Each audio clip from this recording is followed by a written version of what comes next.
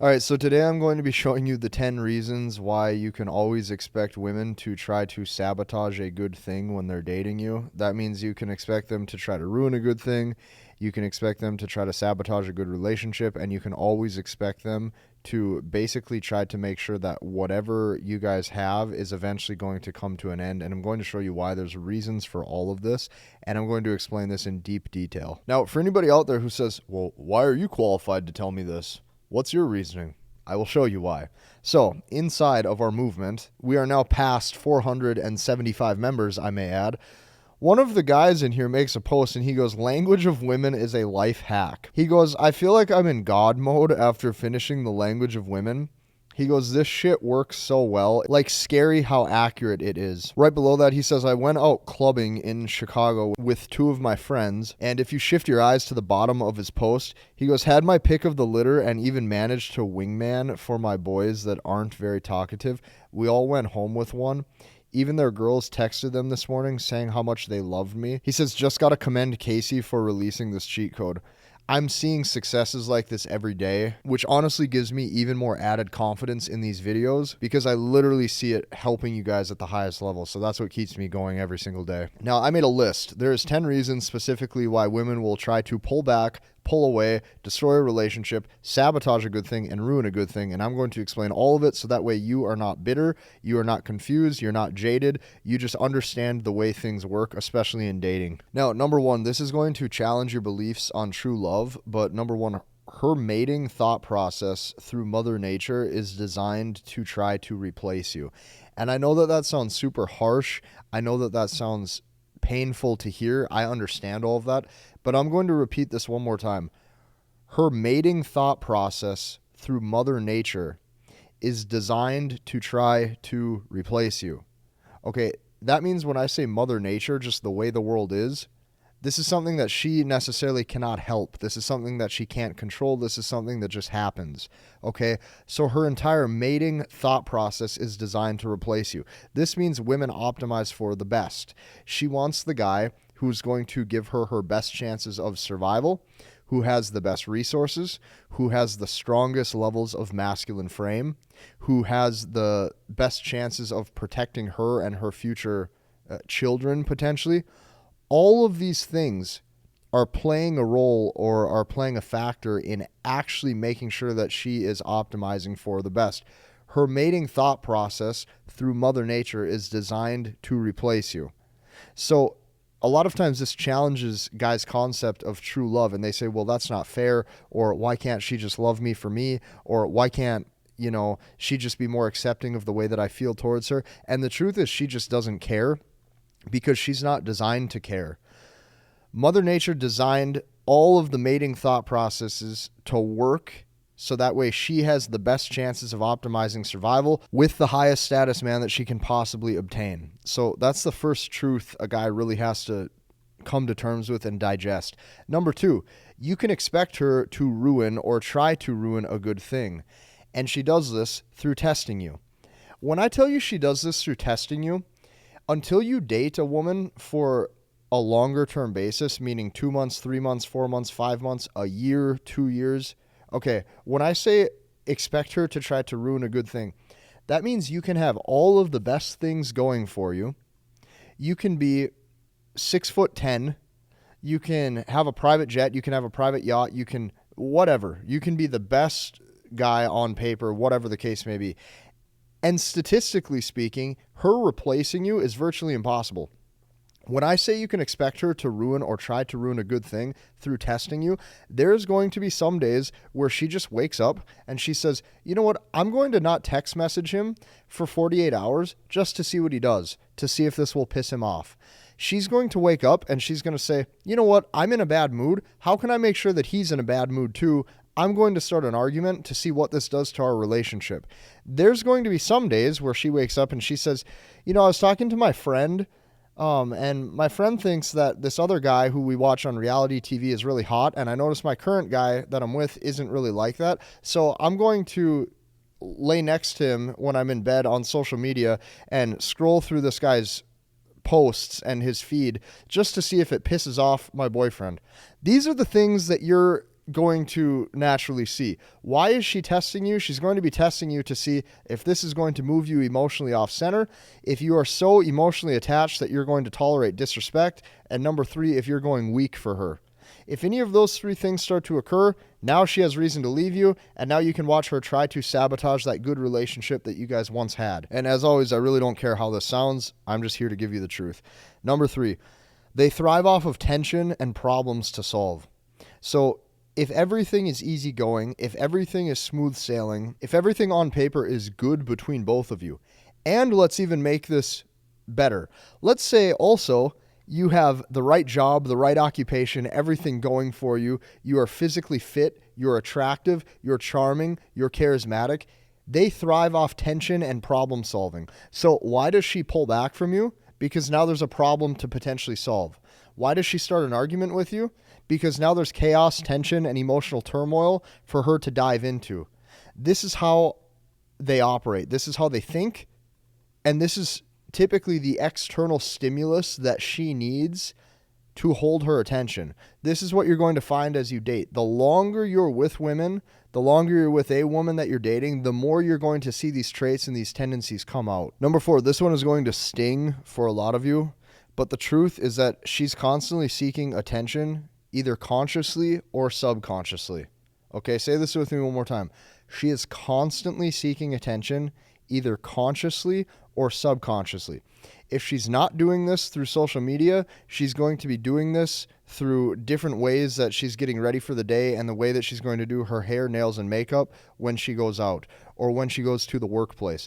And I'm going to tell you this, if she's in a work environment, if she's out with her friends, no matter whatever the case may be, because of the mating thought process that they oftentimes are automatically prone to because of Mother Nature, if there is a high status, attractive man around her, you will notice that she can't even help it. She will naturally start to attempt to make herself more visible. She is constantly seeking attention, consciously or subconsciously. Basically, the subconscious thought process that is going through her mind 24/7 is, hey, look at me.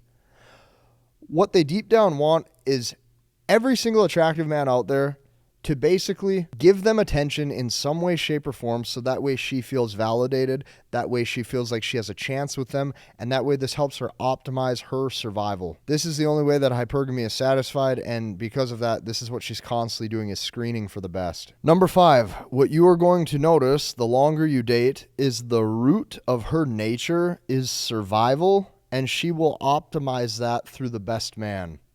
Now, the best man is not always the best man that you think it is on paper. It's the best man to her, okay? Maybe at that point in her life, she's prioritizing the way she feels. Maybe at that point in her life, she's prioritizing looks.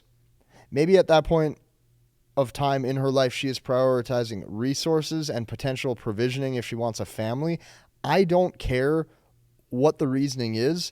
What you can bet is you can bet on the fact that the root of her nature is optimized for survival, and she will optimize that through the best man. The whole point that I'm trying to make through these points is that she can't help this.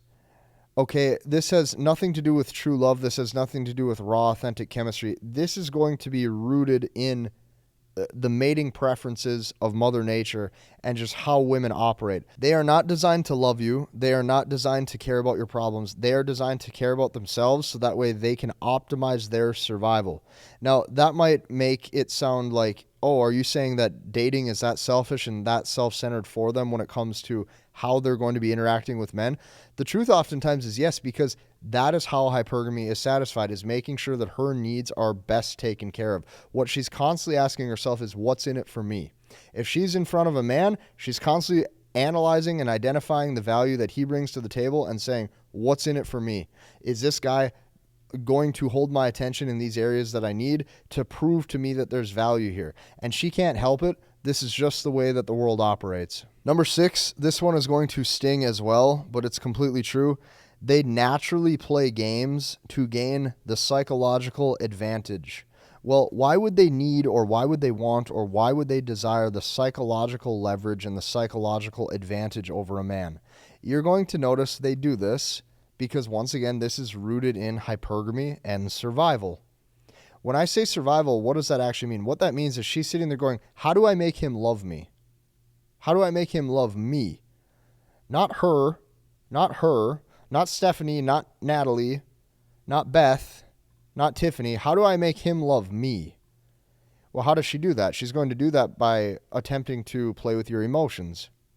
She wants to see if she can move you off center. She wants to see if she can get you emotionally attached. She wants to see if you will invest in her. And then the funny part about that is that once you do that and you give it your 100%, your all, now she has reason to leave you because now hypergamy is less satisfied and now she questions if she can do better. This is why I titled the video, Expect Them to Sabotage a Good Thing. They can't help it. They can't help that they're wired this way. They can't help that their female nature and mother nature, how they're wired, causes them to do these things. They can't help it. They can't help that they follow their feelings. They can't help that they follow their feelings right there in that exact moment. They literally can't help it. That's why it's not your job to really give a shit how any of these relationships that you've had in the past play out, because what you got to understand is she is not designed to love you in the first place.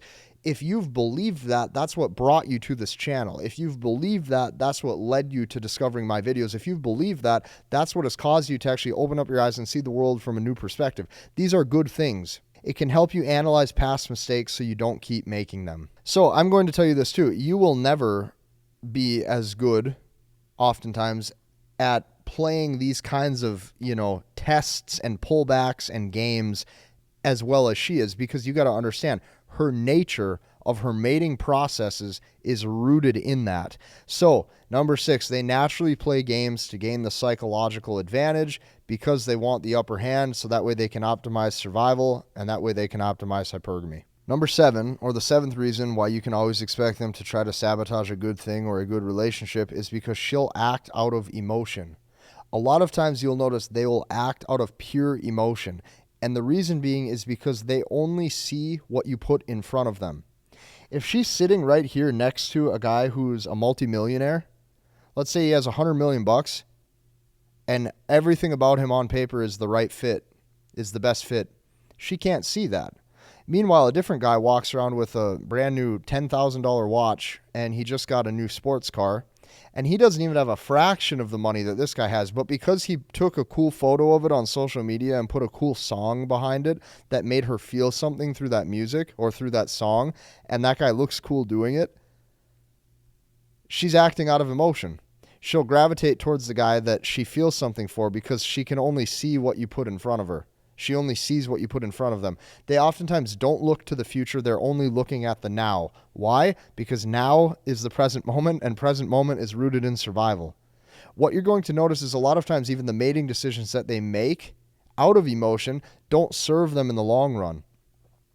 There's a lot of women who I've met that will even regret a lot of their mating decisions that they've had, or some of the guys that they passed up on because they couldn't see it for the bigger picture. Number 8, this one's going to sting, but it's true. The 8th reason why you can expect them to ruin a good thing is because she feels like she has access to any man, and specifically through social media. So even though she doesn't have access to any man, think about this. Even though it's not like she can see him or go talk to him right now, she feels as if she has access because he's right there. She looks at the cell phone and she goes, oh my gosh, he's right there. He's literally just right there. I feel like I have access to him.